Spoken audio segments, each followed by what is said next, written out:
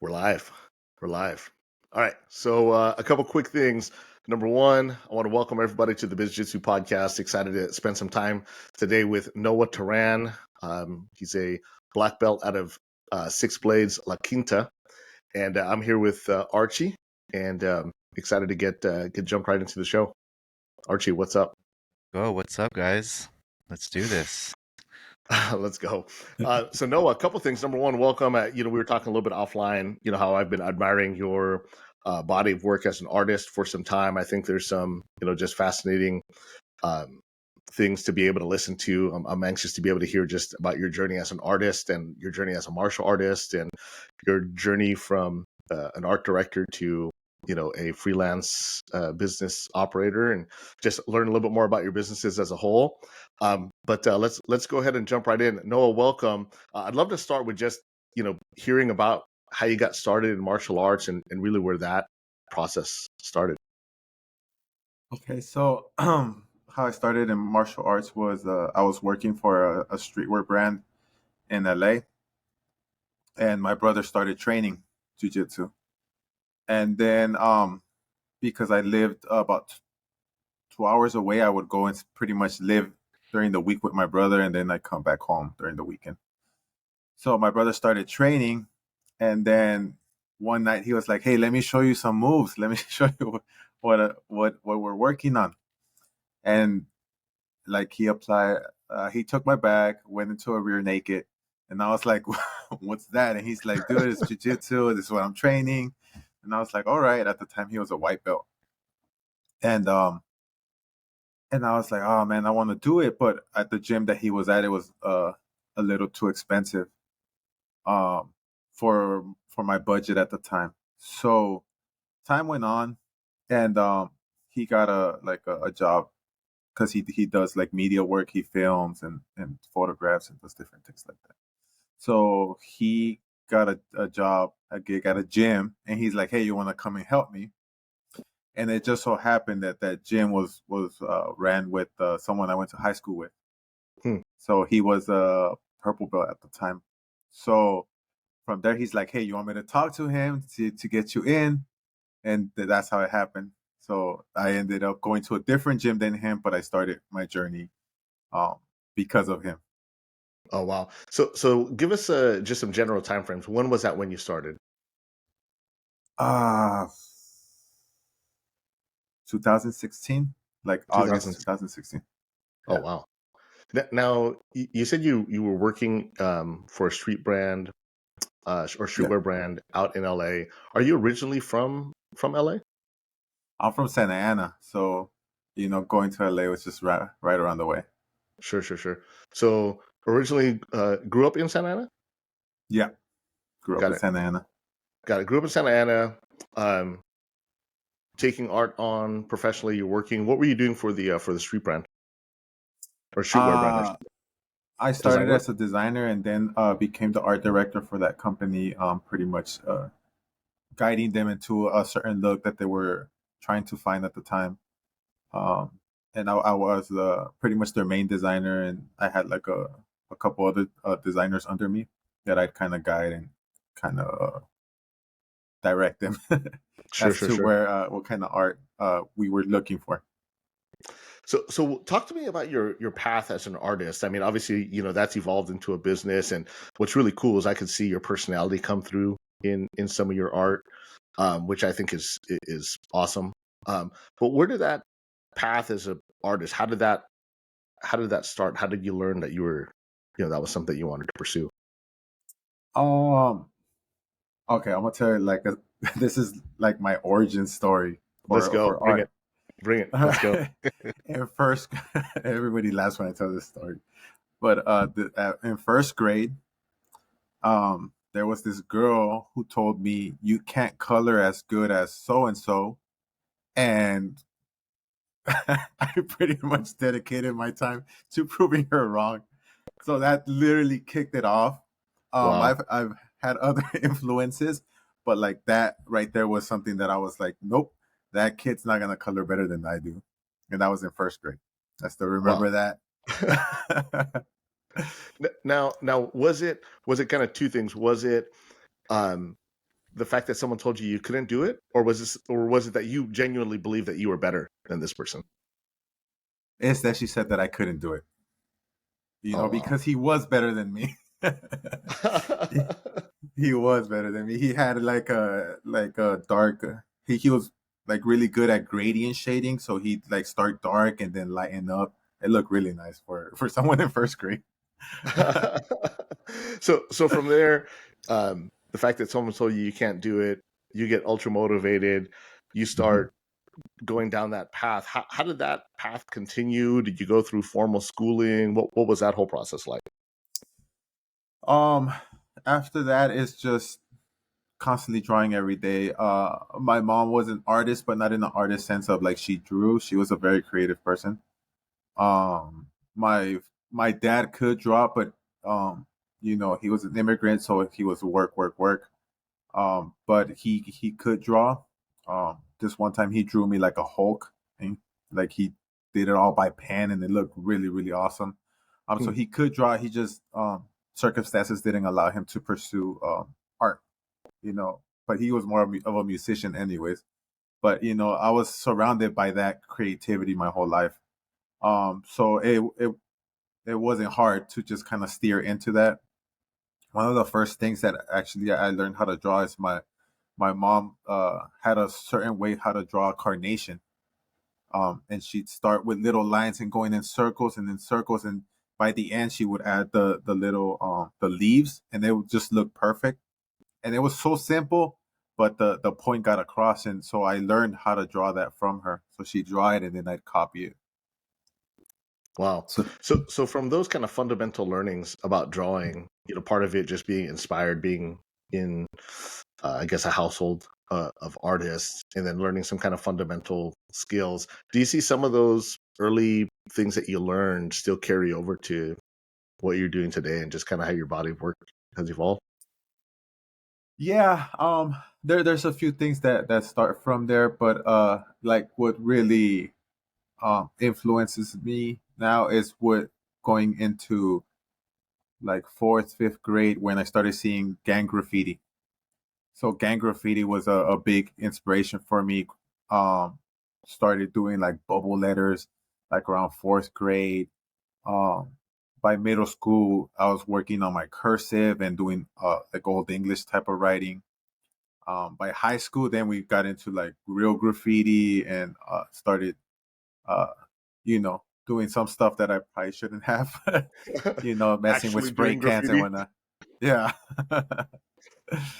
I'm glad you bring that up, because I had a specific question in regards to that, because I see the body of work that you're doing, and I do get this influence. I can see the influence of graffiti and just your overall kind of artist style and personality.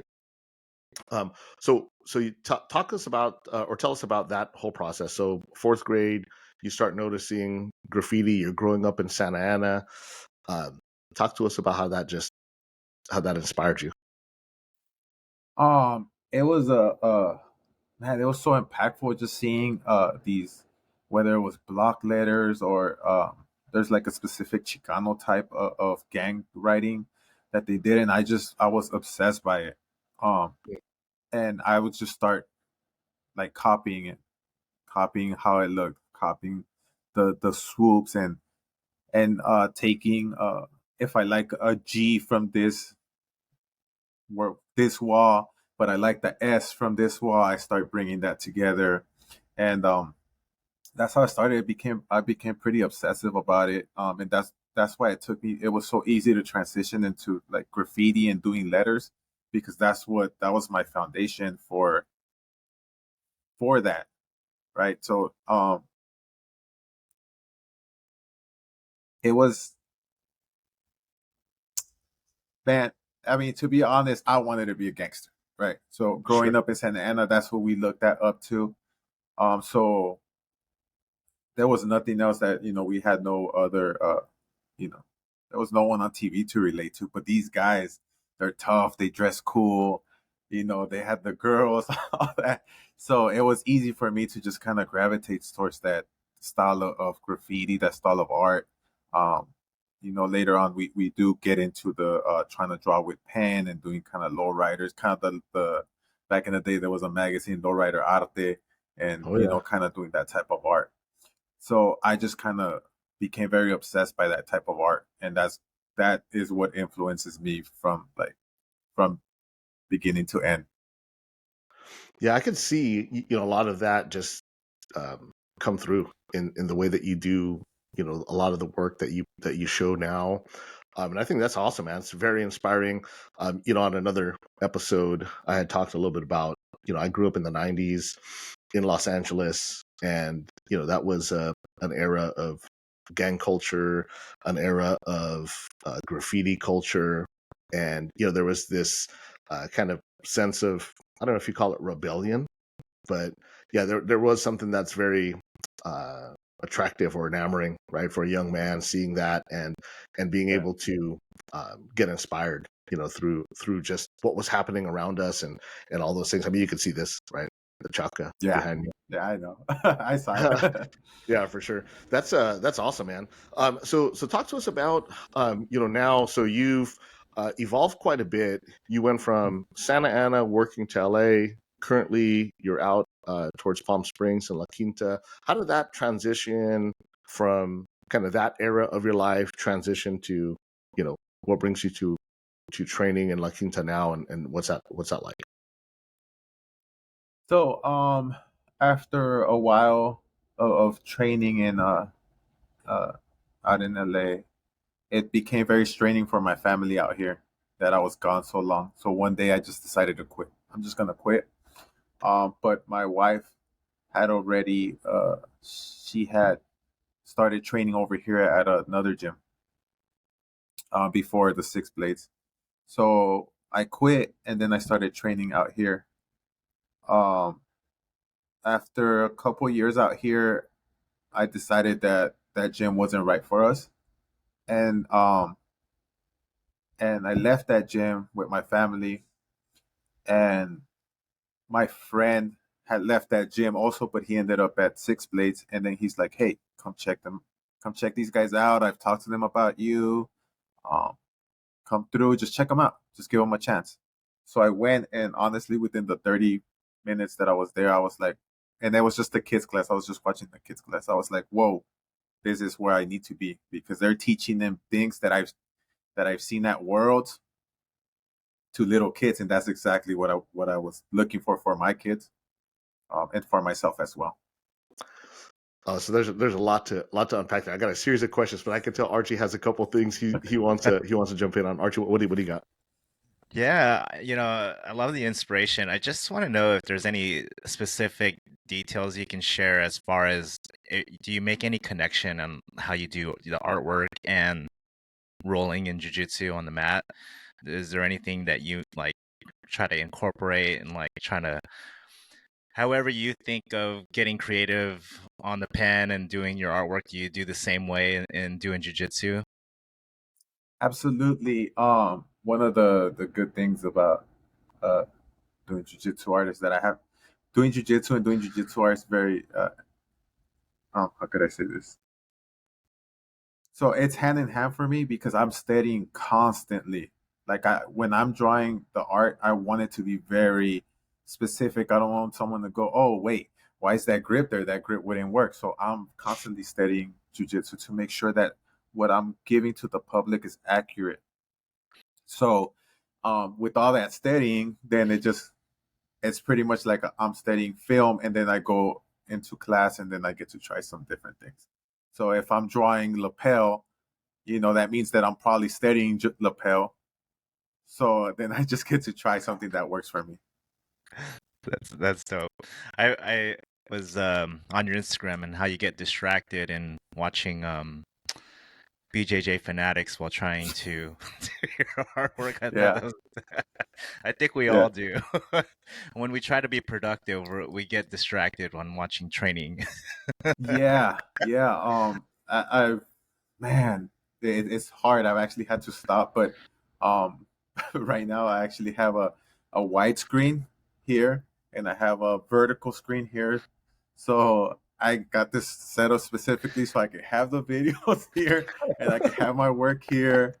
So, so like, yeah, man, I just can't stop. I'm very, like I got obsessed about art and gang graffiti and graffiti. I'm obsessed like that about jujitsu, and that's kind of what has fast tracked me to do my black belt in 7 years, because I just went in. I went all in. All the time that I could spend, I was in. The my classes from white belt to blue belt. Um, I the classes were like 2.5 to 3 hours long at times. So that was every day that I was out in town. That was every day I was doing the 2.5 to 3 hours classes. That was from white belt to blue belt. On my blue belt, it slowed down a little bit because this gym had a weird. I don't know. I don't. I'm not I gonna got you. judge, but their schedule wasn't too great.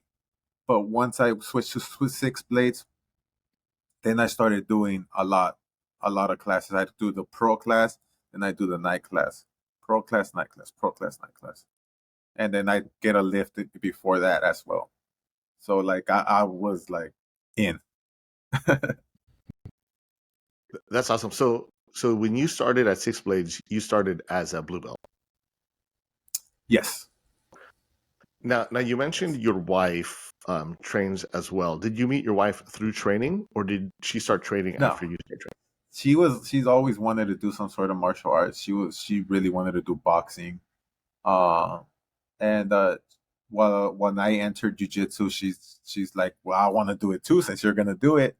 And that's kind of how she she ended up doing it. We did our research and kind of like see, okay, what gym would work, because isn't a lot of gyms around here, at least not at the time. So we had like very few choices to choose from. So we found the gym, and that's where she started. She would have started a month or two after I did, Oh and wow. she's a purple belt right now, but she doesn't train as much because she's getting her PhD right now. So like she's done a lot of school. So Sure. So you have wife, purple belt, working on her PhD. You said you had kids that train also? yeah, my son, the oldest is 16. He's a blue belt, and my youngest, who's 14, is a yellow belt right now. Wow, that's incredible. And does everybody in the family compete? My youngest son used to a lot, but going through like the smaller tournaments, they ended up pairing him with like older kids. So it took a toll on him that it wasn't cool. So he stopped. He's like, nah, I don't want to do it. And I was like, okay, like that's fine. If whenever you decide you're ready, you could do it too. My other son is very competitive. He's done football. Like I coached him through football. He's in wrestling now. So and he competes a lot in jujitsu. So if he's not in during wrestling season, he's competing pretty much nonstop. And Man, then my that's wife competes whenever she has time because of the school. sure. So talk to us about your training routine. You had mentioned a little earlier about you got in and you just immerse yourself into the entire world of jiu-jitsu, right? I mean, you evolve your art into jiu-jitsu. Um, all of your, time and energy is going towards jiu-jitsu. What is your typical training schedule? What does that look like, on a daily, weekly? So prior to my surgery, I had a meniscus repair. Prior to that, I would train from 10 to 12, and then the night class started at 6. But I also coach and teach the little kids. So I'm at the gym from 4. I get there at 4. So there's a class at 4, 5, and then the adults class at 6. So what does your typical daily routine look like? I mean, that's a pretty extensive training schedule, right? Between your own training plus coaching. How do you organize your day with all of the art that you have and the projects that you're working? What does that typical day look like? So I wake up. Uh, a little before 6:30 because I kind of play around a little bit with the stock, so I want to be up before the pre-market. Um, and as I'm getting coffee or getting ready, I have my computer up with the on the vertical. I'll have like the stocks and a Discord that talks about business. And then on the right, I start kind of working and lining up my day. Whether I start thinking of what projects I want to tackle on first. Usually, I try to tackle the hardest projects first, and then I give myself a timeline as to okay from 7 to maybe like 2:30. I have all that blocked out for art, well, art or projects or clients that I have to take care of. From there, then I take off to the gym. I get there around 4. Then I come out around 8 and get home, work a little more if I have to, more on the laptop instead of my setup. And then that's it. That's my day. Have dinner and then I'm out by like 10, 11 at latest sometimes. Got it. Got it. So I want to go back to kind of the start of the day. So one of the things you mentioned is you do some investing in the stock market. You have Yeah. a Discord that kind of talks about business. Yeah. Talk to us about that. I mean, you're currently doing some investing or trading in the market. You got the Discord. Just talk to us about, what are some things that you're working on when it comes to kind of that area of the business. I'm still learning, so I kind of watch who's smart. You know, you kind of attach yourself to people who are like in the know. So through Reddit, I found a person who was doing the really deep research in the companies that he was investing on. So through that, I followed him. I kind of kept track, and then I was like, okay, let me put a little bit of money into what he's talking about, and let's see if it pans out. And sure enough, it did. Hmm. And so I just kind of started playing with that, and then it's like, okay, now I need to learn uh, about that. So some of my mornings is reading about what what's gonna affect the stocks that I'm investing in. If I should be holding, if I should be selling, or what kind of or what the Discord is talking about. So if someone's talking about a certain company, then I'll do my research on it to just make sure that what they're saying is accurate and they're just not trying to pump the stock for them to get money and screw everybody else over. For sure. For sure. Archie, it looks like you got a couple No, questions. I kind of I did the same route you did, Noah. I learned about stocks from a friend, and then I followed someone on Reddit, but it didn't turn out the way you did. Like it was a total 180, man. Like it was a bad investment. It did not go the way it should. So I'm glad you found someone that was legit and helped you out. And I mean, look where you're at now. You're like on a Discord and working with like-minded people. Do you ever like utilize any type of like business resources as far as anything going on with business with artwork or I guess on the business side, and I'll ask about the martial arts side in a little bit, but anything related to that era like maybe like coaching or anything in that nature? Um, Nothing like that. Nothing really specific. I've been lucky enough to, which is gonna tie back to martial arts. I've been lucky enough to be surrounded with my senseis who are very business people. And I'm gonna give them a shout out, Chris and Steve Hargett. They are very very smart guys. So I took some mentoring from them.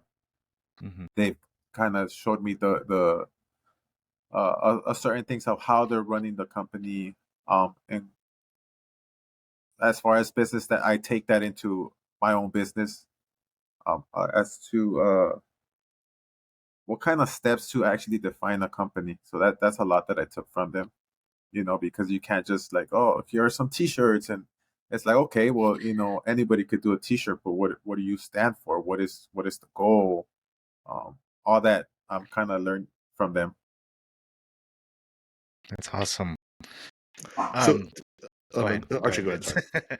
No, please go ahead. I mean, more okay. How about on the martial arts side? I mean, going through your Instagram page again. Sorry about that, but there is you competed a lot. I saw you compete quite a bit, and so what do you utilize to get prepared for those tournaments? And do you have those same individuals? Do you train with them, or do you do a little bit more one-on-ones?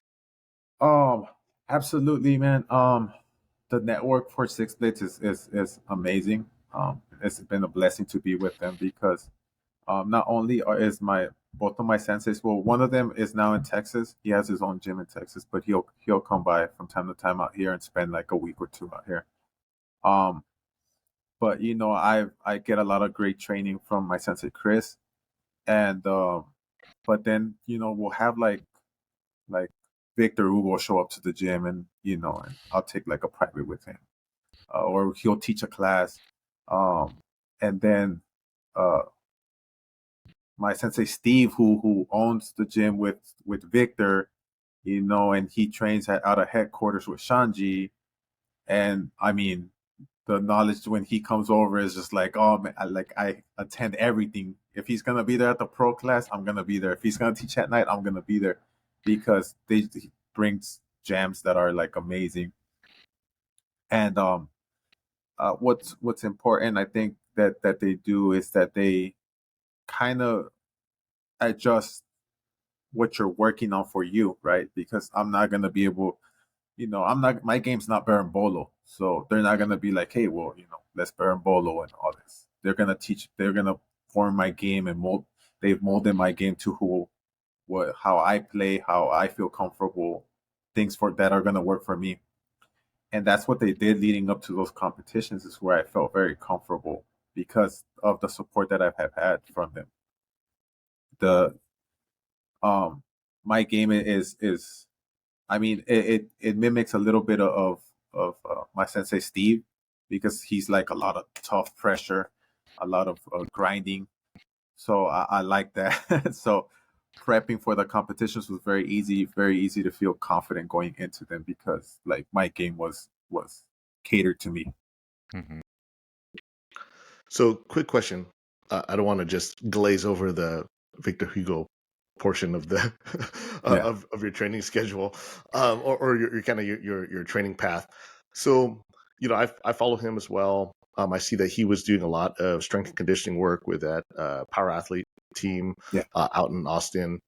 Um, that part, the strength and conditioning part, has that carried over into you emulating some of his uh, training style or some of his training protocols? Not his training style, but the again, and I'm gonna talk about these guys a lot because they're amazing. Please. Steve and Chris have a like an app where they're like, oh, okay, what do you want to work on? They have like a program that's strength for jujitsu, and Hmm. they'll add it to your account, and then because my gym is mat on one side and then gym on the other, it's like okay, I could go and click on the strength for jujitsu, and that's what I'm gonna work on for the next. I think they're like 8 weeks, or I might do I forget what the other one's called, but something that's more like muscle building, a muscle building program. So they again catering to what you want to do, who you are. It's all on an app, and they're like, "Oh, okay, you want mobility? Here's mobility," and they'll add it to your program, and that's what you're working on. Got it. So that's part of the membership. Yeah, I think so. Yeah, I got it. think Fair so. enough. Fair enough. Archie, what do you got? Archie keeps looking like he wants to jump in here. Just taking a little bit of notes. I mean, I love the you have a good team around you, and it's very inspiring to hear that you have so many people around you. But like that's the training part. How do you prioritize? You have children and a wife, and also the business. How do you prioritize that throughout the day? I mean, you're out there all day. Is there some days that are a little bit more frustrating than others? Do you ever experience that? And what do you do to get over that? Absolutely. Uh, So now that my kids are a little older, it's a little easier. My oldest is about to drive. He gets his license like in October, so he'll be able to pick up my other son soon. But Nice. before it was like I'm working, and it's like my alarm goes off. I gotta go pick him up. Damn, so I and I'm ashamed of this, but like I'd go pick him up all mad, like I was in the middle of something, But you gotta do it. Family comes first. So they are they're important to me. So I make sure that if I have to stay up and work, then I'll stay up and work to make sure that my time with them is spent. I have a laptop, I have a computer, like a desktop type setup, so I could take my laptop and be around them and work, or or take my laptop wherever I need to go and work. So like to me, they're probably the most important things in my life.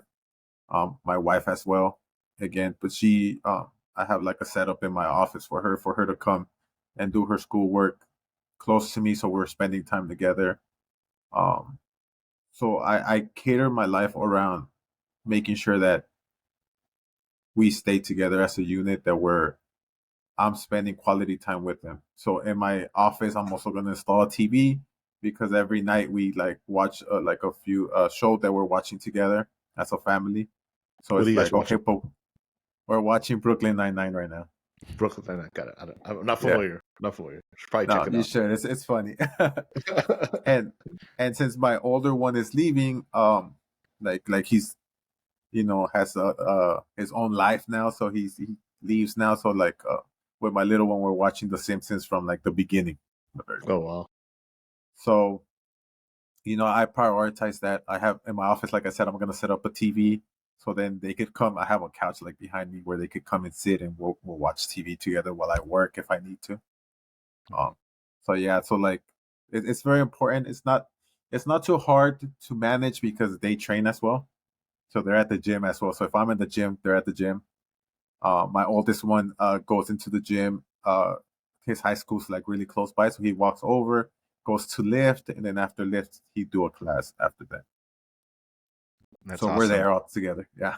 That's awesome. I have two little ones. They're both under two. So like your kids, how did they get into the martial arts? I mean, that's one of the things that worries me is like, man, I want to get them into jujitsu, but what if they don't like it? I would say don't put too much pressure on Okay. kids. Let them. You know, if they don't want to, it's kind of.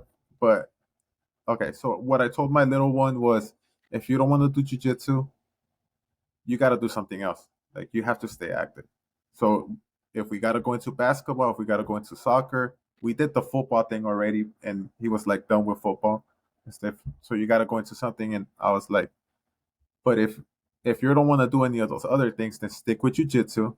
It's an hour, you know, uh, every a few days a week, not a big deal. And once you're done, you're done. Then you can go back to doing whatever you want to do. And that kind of helped him kind of stick with it because in football, because I was a coach, I was very I coached like I was coached, so I was very Mm. like, be tough, we got to do this, grind it out. And uh, I think I read a book named it was Mindset, I believe that's what it was. And it kind of taught me not to be like that. Mm. To kind of just like let them be, and that's gonna be better. It's gonna be better. Now with my oldest one, he loves to compete, so he likes to push. But with my other one, it's like no, he doesn't want to push. But I just gotta make sure, like, hey, that's part of your job. So you need to show up to jujitsu and you need to give effort. So that's kind of like how I took it without pushing too much. Your older one is the one that wrestles too, or the younger one? Yeah, the The older. the oldest one's wrestles. Yeah, Man, that must be a sight to see. You got a 16-year-old blue belt that yeah, wrestles, yeah. that has a mom that's a purple belt, and a Yeah. dad that's a black belt. That's awesome. Yeah, I don't like How, his collar ties, man. They hurt. He has so big hands because he used to be a quarterback. Big hands, so oh man, that sucks. Did so you coach football? Did you play football growing up in Santa Ana? Yeah, I got not growing up, but in high school, I played in high school, and then I kind of got tricked into coaching little kids because I was trying to put my kid into football, and they're like, "Hey, well, we need coaches," and I was just like, and I was like, "Fine, let's just do it," and it just kind of evolved from there, and I kind of started coaching like a good group of kids that today, to this day, they're very near to my heart, and like they're still like out there, and they'll probably end up in college, in either football or in a different sport. It's kind of cool to see that like kids in my community, like are still like very driven and they'll message me like, "Hey, coach, what's up?" And it's like, I'm not even your coach anymore, so it's very cool. Yeah, it's very rewarding for sure. Um, so I want to transition real quick. I want to talk a little bit about your transition from working as art director. There was the kind of path of jujitsu that was part of that. But through that process, how did that transition from being a corporate art director into a freelance artist to starting um, your own company? I want to learn a little bit more about Vendetta. Just talk to us about about that transition from an art director to a freelance artist. Um. Okay. So for that, the boss at that company wasn't the greatest. So one day I just said, "Hey, it's 1:30 something. Clock me out. Send me my check Well, because I don't want to deal with you anymore." It was very spur of the moment. It was I was just kind of fed up by that time, and like right away I called my wife. I was like, "Hey, I need to talk to you. I just quit. I just quit, and like I don't know what I'm gonna do." She said, "Don't worry about it. Like it's fine." And I kind of from there, maybe like a week after, a friend called me. He's like, "Hey, I have a friend that needs some work. Um, can you help him out?" And I was like, "Sure." That month, I ended up making 3 times as much as I would have made staying at that job, hmm, and that just kind of kicked it off from there. And that wasn't like art; it was more of a web design because I used to do web design before. But that kind of helped me launch into freelancing. With freelancing, I didn't start like right. I didn't go right into like, okay, I'm done with this. I'm going right into jujitsu art. It didn't happen like that. I'd sketch. I'd be at the gym sketching sometimes, and then I'd post once in a while on Instagram. And then Josh Hinger started his podcast. It was Matt Burn podcast. mm-hmm. Josh Hinger with Keenan, and then he needed a logo, and he just kind of asked on there. So I kind of messaged him, and then he's like, "Hey, what's up, dude? Yeah, show me what you got." And I sent him a few, and he loved them. And honestly, he gave me so much love. He posted my name everywhere, and like he told a few people from Atos of me. I actually ended up doing a gi for Atos, and I met like Andre and met Angelica. Um, I mean, he really kicked me off, kind of put me out there, So shout out to Josh Hinger. Nice, nice. So during that time frame, you were already at Six Blades. No, no, Oh I wow! wasn't. Yeah, I So wasn't at Six Plates yet. wow. So this was what year was that you went freelance? Oh man,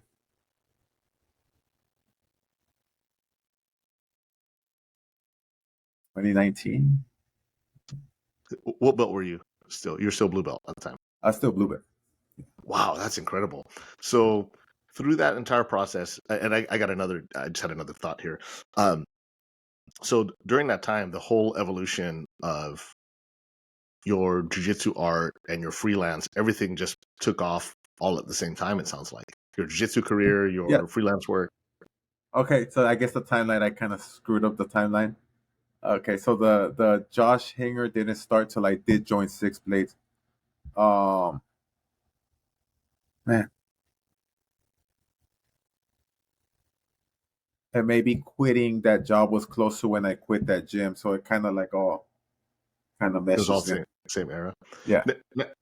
Now, could I ask? So you said that the leader that you were working for, the manager that you were working for, wasn't a good leader. Yeah, absolutely. Um, you know, now just kind of going back, is there like leadership lessons that you learned from that, of things that like, hey, if I'm ever in that position, that I would never do, or Oh, what was some of the things that absolutely. you learned? I Talk wouldn't to, talk put to us about that. cameras. I wouldn't put cameras behind the computer so that he could see what you're working on. Wow. I wouldn't ask, my employees to work over the weekend where they're not getting paid. Like you should be thinking about the company and and bring these ideas Monday morning. Like what? What?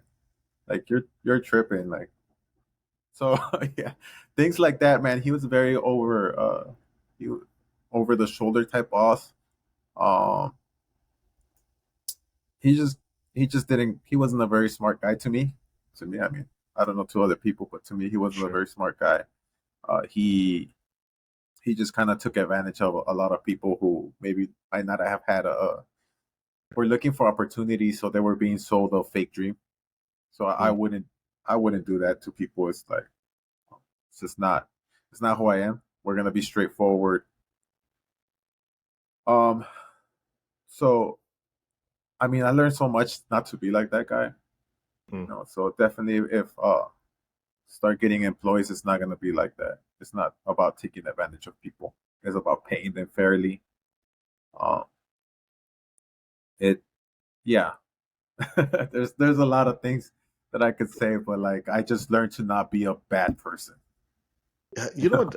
I mean, just I'm envisioning what that would be like. I mean, that must be tough just to get creative ideas out when somebody's looking over your shoulder, someone's pushing you in a certain direction. You know, that kind of almost seems backwards from what you would want a creative person to, the environment a creative person you'd want them to be in. Absolutely.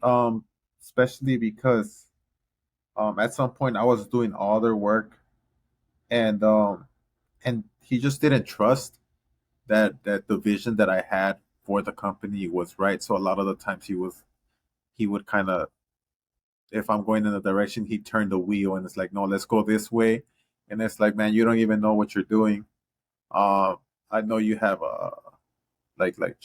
Chaka in the back. So when Chaka did a collab with Born and Raised, I'm sure you're familiar with Born and Oh yeah, Raised. very Yeah. familiar. So prior to Born and Raised, that's the route that I was trying to take this company into. Prior Mm, to Born and Raised being out and like being who they are, that's what I was mhm. trying to do. And this guy didn't want it. And then give it a year or two, Born and Raised comes out, and it's everything that I was trying to have this company be. Wow, man, that's that's got to be a tough thing to be able to see, right? It's like, hey, you have this vision of what it could be, and you know, you get your hands tied by that. Yeah. So I want to transition real quick. So tell us about your company, Vendetta. My company, Vendetta, started as a streetwear company, and it was very culture based again, with the graffiti, the Chicano influence that comes with beat growing up in Santa Ana. Um, and it just kind of kept morphing into I don't want to say that it just morphed into a very culture driven company, and we throw in a splash of jujitsu because jujitsu is my influence. It's what I'm doing, it's what I'm obsessed about. So I start doing some of that, a little bit of both, a little bit of both. So right now I'm in a position where I have the culture here and I have jujitsu here, and I'm getting to a point where I want to mesh that together. So that's where the nogi shorts that I did come from. It's kind of like, okay, here's nogi, but the calligraphy is very culture inspired. Mm-hmm. So that's what me and my brother are trying to build. Me and him started this like a very long time ago, but we didn't really take it seriously till I don't want to say we didn't take it serious, but we didn't have the growth that we did when the pandemic hit. When the Mm-hmm. pandemic hit, we actually grew. So for, now we're at a point where it's like, okay, jujitsu is our life. My brother's a purple belt, um, and we're trying to find a way to blend the culture and jujitsu together to make something new. Because at the end of the day, I want to impact jujitsu. I've always told my friends I want to leave my mark in jujitsu. I'm not gonna be Victor Uwa. I'm not gonna be Bushesha, right? But in the art, I could bring something to jujitsu that jujitsu doesn't have. Jujitsu doesn't have art like what I'm bringing. So I want to make sure that what I'm doing is different, it's new, it's something that people haven't seen, that you're not gonna get from any other Instagrammer, unless there might be like copying me. But but you know, yeah, that's what we're trying to do with Vendetta. So yeah. That's awesome. So I guess I have a couple of things to unpack there. So you said that you started a couple years ago. It grew during the pandemic. What are some of your kind of greatest lessons? What have you learned so far that that you believe is one of the more valuable lessons of the company? I think, and this will apply for a lot of things. I think it's consistency. You can't just do it once, and let's say you, whatever product it might be a t-shirt, it might be a painting, it might be whatever. You take out one product one time and it sells. Don't go patting yourself on the back. Really go back and do it again and do it again and do it again and do it. If one took you 1 month, start cutting it down, cutting it down, cutting it down, so you're more consistent with it, so people don't forget. We're in an age where there's a million brands, there's a million companies, a million artists, and if you stop to take a break to breathe right now, you're gonna be forgotten. So you have to be consistent with your work. You have to be consistent with the things that you're putting out. And that's where we had trouble in the beginning, is that we would do a product every 2 months, and like it's almost like restarting every 2 months. Every 2 months it's like, oh look, here we are again. And it's like, okay, wait, who are you? You kind of look familiar, but I don't know you. So if you're consistent, it's like, oh, here's more, here's more, here's more. Oh, that's Vendetta, that's Vendetta. Oh, that's Noah's art. It's everywhere because I'm consistent. I'm not gonna bring out one product now and then wait 2 months again, while I have 100 other companies trying to compete for the same eyes that I'm trying to get. Do you see that carrying over to jiu-jitsu, or is that from jiu-jitsu? Where's the correlation there? Um, no, I think that's from business, and I mean from my life experience, and then I kind of take it into jujitsu as well. Even though it that exists in jujitsu already, like I bring it from out of jujitsu into jujitsu. It's the consistency. It's about showing up every day in jujitsu, right? For If sure. you're not gonna get better, you can't come in and take a month break, and then the white belt now learns a new move, and then you're like, wait, what's going on? It's like, well, he showed up. He's been here twice a day, and you show up once a week. For But that's sure. another conversation. You shouldn't have an ego anyways to begin with. So I mean, have an Yeah. ego to learn, but don't have an ego because you get beaten. For Yeah. sure. For sure. So I got a couple other questions. The one question I have is on your Instagram, the pin post that you have there has some commentary about protecting your art, and I guess that there's been some experiences as an artist that you've experienced. You care to share any thoughts on that post? Okay, so before that post, it happened one other time, but the someone has stolen quite a few of my artworks and was printing T-shirts, mugs, stickers, but it was in a different country. I just kind of put it out there, and and I mean, all these people that follow me are amazing because they all bombarded him to the point where he ended up shutting down his account.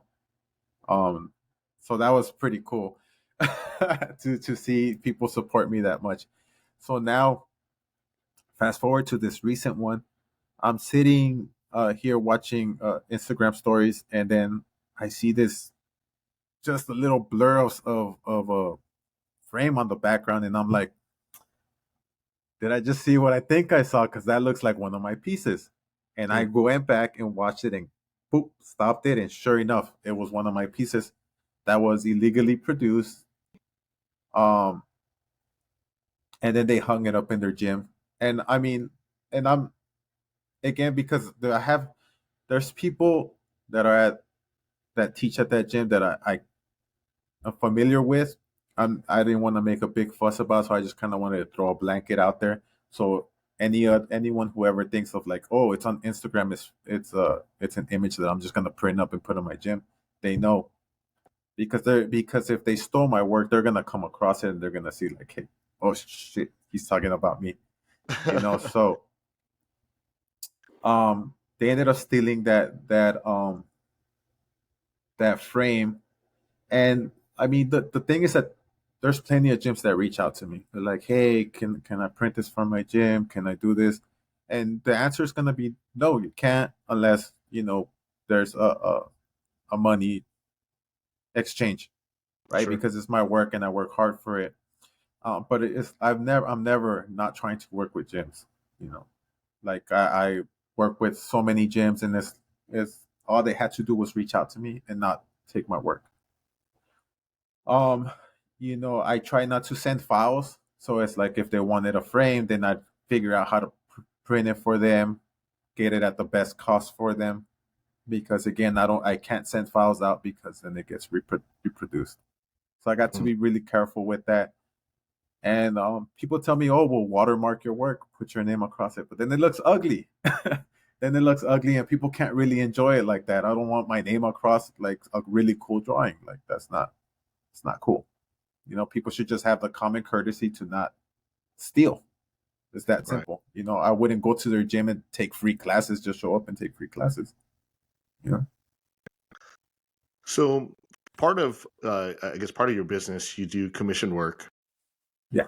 And then on top of that, you have Vendetta, and then I'm sure you have some other graphic design things that you work on with previous clients. I was looking on, I think it was on the Vendetta, and it had some of your art, your paintings that you do, Yeah. which I thought Yeah. was really, really cool. Um, do you get a chance to be able to spend much time doing physical paintings like that, or is that stuff that you've just had in your, kind of in your catalog, or how does that the actual physical painting, how does that work into your schedule? So this is what I do. Come Monday, I grab all my work that I have to do and say, I'm gonna get everything done today, so I have the rest of the week to paint. So I still paint. I have like a painting on the side that I'm still working on. Um, Prior to my surgery, I did 3 canvases back to back, pretty big, 32 by 20 something. So I still paint. I'm constantly painting. It's still a part of. It's just yet another part of me. I grew up doing music. I still do music. I draw. I paint. So like I try to do it all. And it's probably because like I'm a person that works kind of like on vibes. So I need to be like, oh, I'm tired of drawing. I'm gonna work on music. I'm tired of painting. I'm gonna go work on the client's work. So I just kind of try to do a lot. Man, that's incredible. Archie, what do you got? So you're going through a recovery process after your surgery. Yeah, I know that's very eager to get back on the mats. yeah, Any absolutely. advice you can share for anyone that's actually going through that same process with you that have those, I guess, quote unquote frustrations, whether it's, you know, looking at footage or, I mean, sometimes it can be outside of the mats, like they're just frustrated at home mentally. Any advice you can share with people how to cope with that? Um, I I would say watch film and take it slow. Do your PT. Doing your PT is going to be so important for your recovery. Sometimes it's a pain, but outside of like doing it when you show up to PT, do it at home. If you're struggling, I I remember the first 6 weeks was incredibly hard for me. The first 6 weeks that I was just sitting on the couch, um, in pain. It was probably the worst time that I've had in a very very long time. Um, and those 6 weeks felt like months. Looking back, it's like it was just 6 weeks. That's nothing. Nope. It felt like months. So I would say, try to keep your mind busy. Um, Try to keep your other limbs doing something, even though you can't move your legs. Try to do stretches with your arms. Try to move a little bit. Um, Things will get better with time. Um, and then things get better. Now I'm at a point where I'm pretty close to like being able to start bowling, start doing some things. I'm still taking it slow because I don't ever want to go back through that again. Like I can't. Mhm. So take it slow, do your PT, and try to do some movements, get your body moving a little bit, whatever you can. Keep your mind busy, whether it's watching film or reading books or something that's gonna uh, keep your mind occupied. Yeah. Are you reading any books at the moment or during this phase? At the moment, I'm reading oh, The Perfectionist Guide to Losing Control. The Perfectionist Guide to Losing Control. Just because I'm a perfectionist and that gives me a lot of anxiety. So I'm reading that. Uh, yeah, that's a good one. Awesome. Anything you can share out of it that you learned so far? Um, just to kind of let go. Uh, things. Okay, so having anxiety for things that are gonna happen, they're gonna okay. So when things are gonna happen, they're gonna happen no matter what, whether you have anxiety or not. Just know that when those things come up, you're gonna take care of it, right? You're always gonna come through. Mm-hmm. So that's for me. Like anytime like that, I've worried about something, I've always managed it, even though it gave me so much anxiety. Mm-hmm. You know, like having this interview, nervous and anxiety, and it's like, hey, I'm talking. I'm not a person who talks a lot. My friends are probably gonna watch this and say like, man, this is the most I've seen you talk.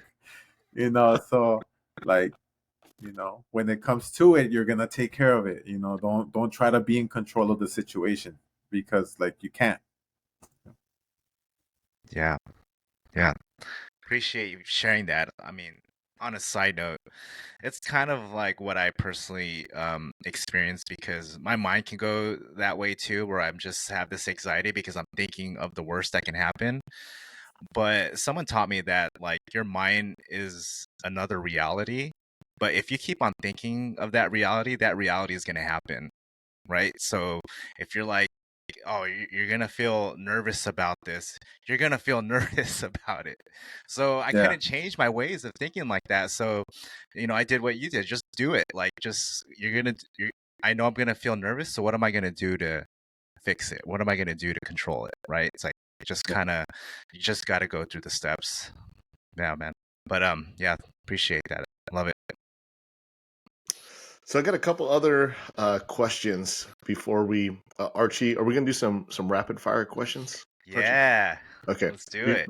Before we go into rapid fire questions, I have um, two questions. One related to training and one related to business. Which one do you want first? Business or training? Training. Training. So you mentioned earlier, um, you got a lot of great guys that come to the academy, and the opportunity for you to train with them, go to the pro class, do a private, all those things. You're gonna make time to get some to get a session in or get some mat time in. You said you've done privates with Victor Hugo. I would imagine you've spent some time rolling with him. Yeah. Describe what that's like. Man, honestly, I haven't felt what Victor, what competition Victor because he's like so gentle and so flowy. He's just like he's playing and just kind of lets you work, and like he could he could train with like the smallest person and have like a real fun role. And but you could tell where that like maybe like that split second where that pressure comes in, it's like, oh, okay, that's scary. But man, it's rolling with Victor is really really fun. Again, he's gentle, he's letting you work. So like, but the first time I did train with him, uh like the first few rounds, I got caught in an armbar by him like that. And it Wow, was like, holy damn, like this guy's crazy. that's wild. Yeah. So let me ask you this. I'm going to kind of build on that. So Mhm. you started training 8 years ago. Took you 8 years to get your black belt, which is that in itself is um, unusual. Yeah. Um, I think the thing that is unspoken is there was a portion in there where it was pandemic and there was a lot of people that were supposed to not training, and people got off the mat or people got distracted or whatever the case is. How were you able to go through that process of getting a black belt in 8 years inside of, and part of that being in a pandemic, and also part of that being in California during the pandemic? So there's a lot that where people could have got distracted. Walk us through that. Um, my sensei Steve would have mats at his house, so we'd go to his house and train. And then there was like you some private sessions Sure. that we had that are were like 2 hours long at a time, 3 hours long at a time. That we just kind of kept training. It was just like it was like a very selective small circle of people that just kind of continuously train. So I kind of Wow, kept up with that. man, that's awesome. Yeah. All right, Yeah. I'm gonna Yeah, I'm transition not gonna here. say too much about that, but No, like, yeah, just no, you're continue. good, man. You're good. Okay. I totally understand. I can read between the lines. I got it. Okay. Um, so through this, I think one of the things that you had mentioned is, hey, you were sick and tired of working for a boss that totally didn't get it, Yeah. kind of limited your ability. And the thing that's unfortunate about that story is you had great intentions and you really wanted to build something great.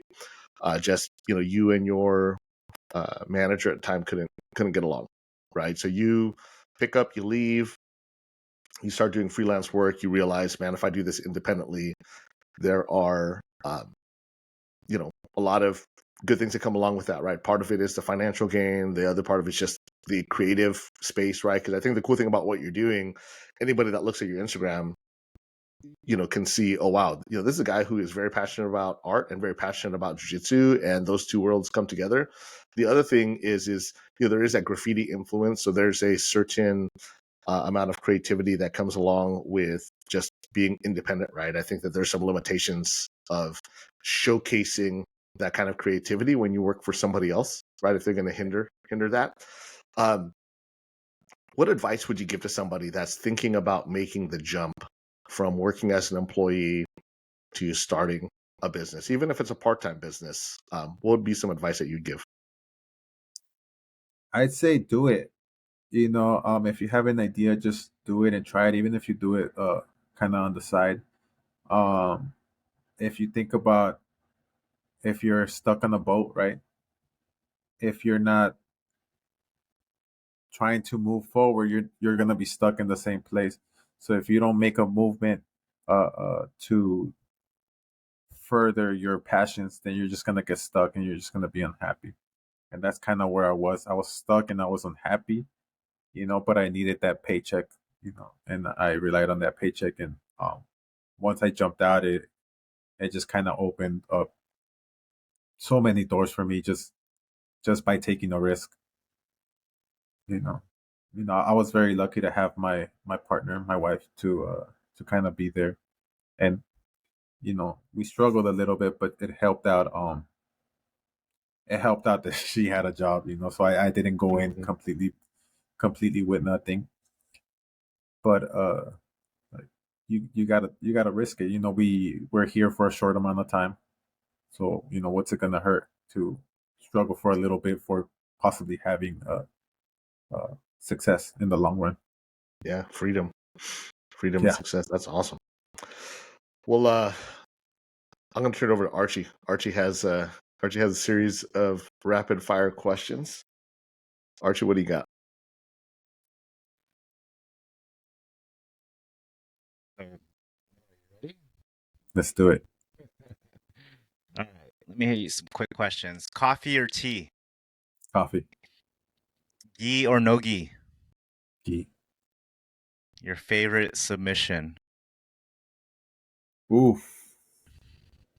Knee bar. Okay. Art convention or jujitsu seminar?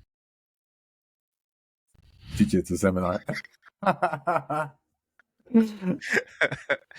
All right, last one. If you can roll with any three people in the world, who would they be? Shanji, Bushesha, and Gordon. Nice. Nice.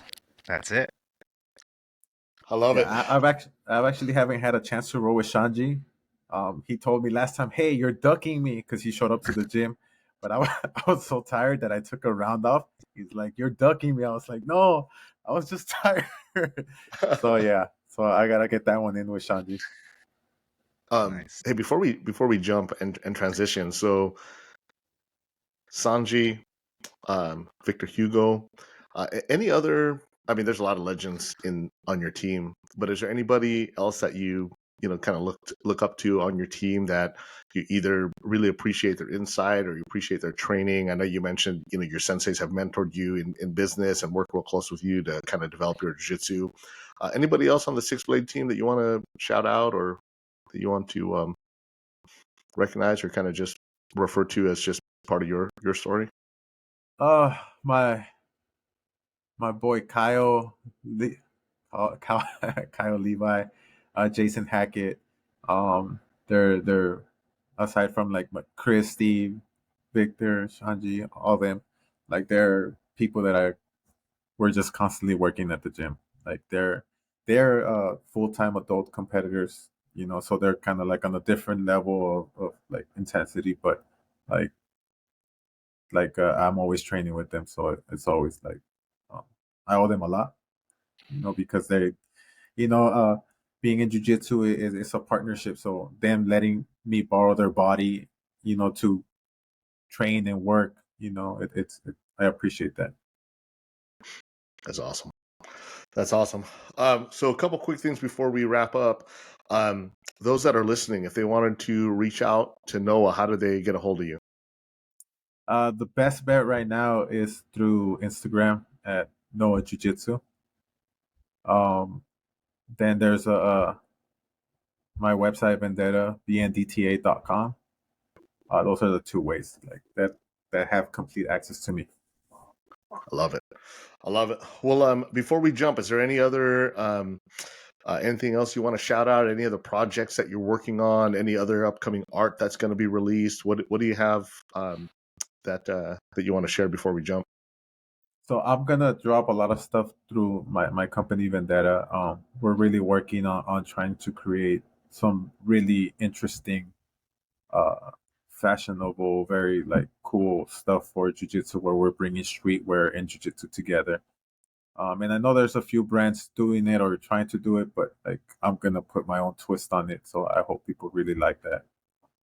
So like just stay tuned for that for sure. And then constant projects. I got a workload, including a project with you. Yep, absolutely. So Can't wait for like, that to drop. so for that one, just like stay tuned on the Instagram because I'll post everybody that I'm working with on there. I love it. Yeah, excited for that to complete. I mean, the progress you've made on that project's been awesome. I'm excited to be able to share it with the world. I appreciate your collaboration on that. I'm excited to see that come to life. It's been great working with you as a whole. So congratulations, Noah, on all your success. This has been an awesome interview. Before I cut here, Archie, is there anything I missed?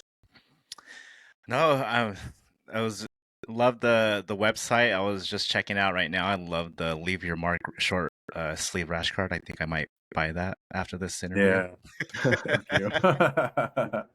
Dope website, Yeah. Noah. Pretty cool, man. Thank you.